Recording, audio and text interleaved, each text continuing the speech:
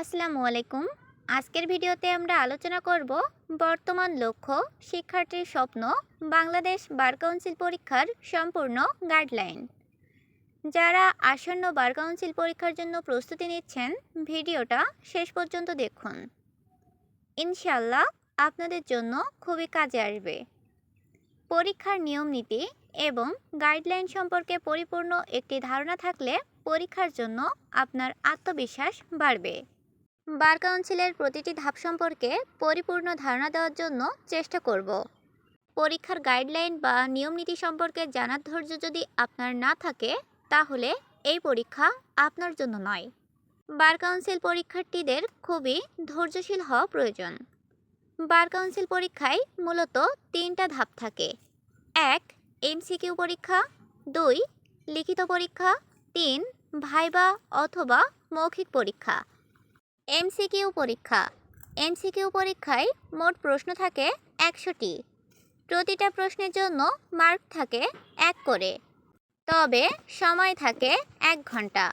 100টি MCQ প্রশ্নের জন্য 1 ঘন্টা সময় দিলে প্রতিটা প্রশ্নে 1 মিনিটের অনেক কম সময় পাওয়া যায়, যা আপনার ভালো প্রস্তুতি ছাড়া শেষ করা সম্ভব নয়।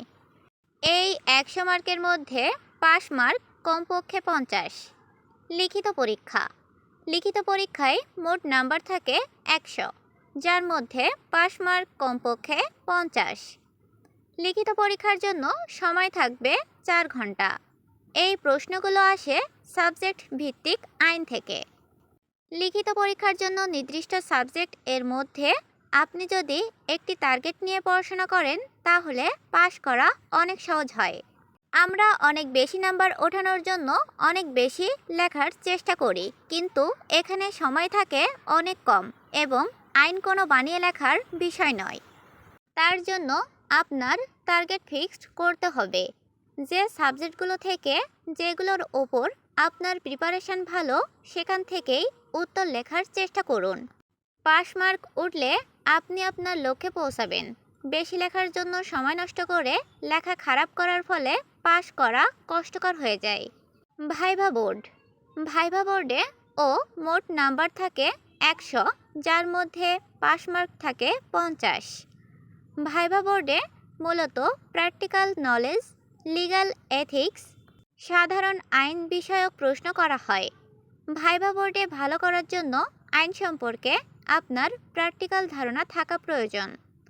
এখানে যদি আপনার আইন সম্পর্কে বেসিক ধারণা থাকে, প্র্যাকটিক্যাল থাকে, বা আপনি কোর্ট প্র্যাকটিস করেন শিক্ষানবিশ আইনজীবী হিসেবে, তাহলে ভাইভা আপনার জন্য অনেক সহজ হবে।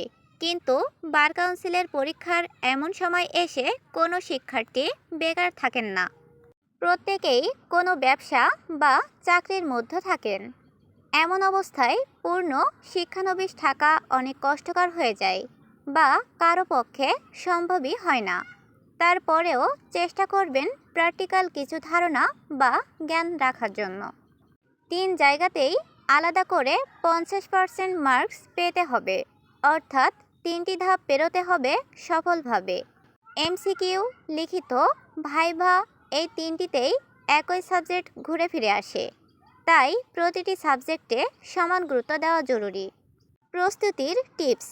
পেনাল কোড, সিপিসি, সিআরপিসি আর এভিডেন্স অ্যাক্ট এগুলোতে সবচেয়ে বেশি সময় দিন।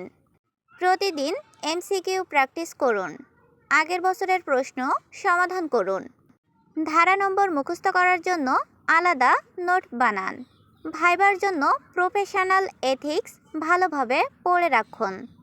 এমসিকিউ এবং রিটেন সাবজেক্ট ভিত্তিক কোন টপিকস থেকে কত নম্বর আসতে পারে এবং এটি লেখার নিয়ম সম্পর্কে আমাদের অন্য ভিডিওতে সুন্দরভাবে আলোচনা করা আছে। এজন্য এই ভিডিওতে আলোচনা করে ভিডিওটি দীর্ঘায়িত করলাম না। তো বন্ধুরা, সবার জন্য শুভকামনা। নিয়মিত পড়াশোনা করুন, প্রতিদিন পড়ার অভ্যাসটা ধরে রাখুন। বার কাউন্সিল প্রিপারেশনের জন্য আমাদের চ্যানেলটি সাবস্ক্রাইব করুন। আপনার আরও ভালো প্রস্তুতির জন্য আমাদের পেজে যুক্ত হন। ডেসক্রিপশনে পেজের লিংক দেওয়া আছে। যদি বার কাউন্সিলের কোনো নিয়ম আপডেট হয় তাহলে আমরা পরবর্তী ভিডিওতে সেগুলো নিয়ে নতুনভাবে আলোচনা করব। যদি ভিডিওটা ভালো লেগে থাকে তবে লাইক এবং শেয়ার করুন। আপনার যে কোনো মতামতের জন্য কমেন্টস করুন বা আমাদের হোয়াটসঅ্যাপে মেসেজ করুন। ধন্যবাদ।